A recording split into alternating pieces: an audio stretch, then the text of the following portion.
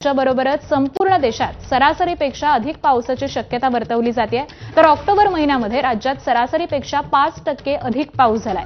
भारतीय हवामान विभागानं हा अंदाज व्यक्त केला आहे.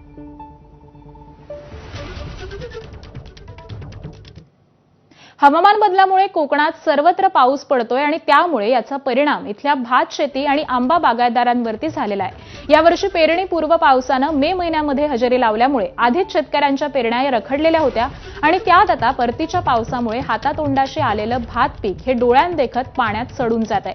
यामुळे कोकणातला शेतकरी हा हवालदिल झालाय. दरम्यान मुसळधार पावसामुळे नुकसान झालेल्या शेतकऱ्यांच्या शेतीचे पंचनामे करण्याचे निर्देश हे मुख्यमंत्र्यांनी दिल्याची माहिती उद्योगमंत्री उदय सामंत यांनी दिली आहे. मात्र असं असलं तरी विदर्भ आणि मराठवाड्यातील शेतकऱ्यांना ज्या पद्धतीनं मदत दिली त्याच पद्धतीची मदत ही कोकणातील शेतकऱ्यांना द्यावी असं पत्र ठाकरेंच्या शिवसेनेचे नेते भास्कर जाधव यांनी मुख्यमंत्र्यांसह कृषी मंत्र्यांना पाठवलेलं आहे.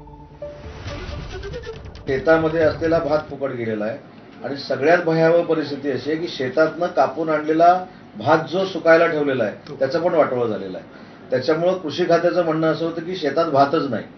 मग मुख्यमंत्री महोदयांना मी सकाळी सांगितलं की शेतात जरी भात नसला तरी सुकवण्यासाठी जो भात आणलेला आहे म्हणजे सगळाच भात याची वाट लागलेली आहे. पण मी दोन्ही म्हणजे मुख्यमंत्र्यांचं देखील अभिनंदन करतो आणि उपमुख्यमंत्र्यांचं देखील अभिनंदन करतो. त्यांनी हा देखील सर्वे आणि पंचनामे करण्याचे निर्देश हे आपल्या जिल्हाधिकाऱ्यांना दिलेले आहेत. मागील काही दिवसांपासून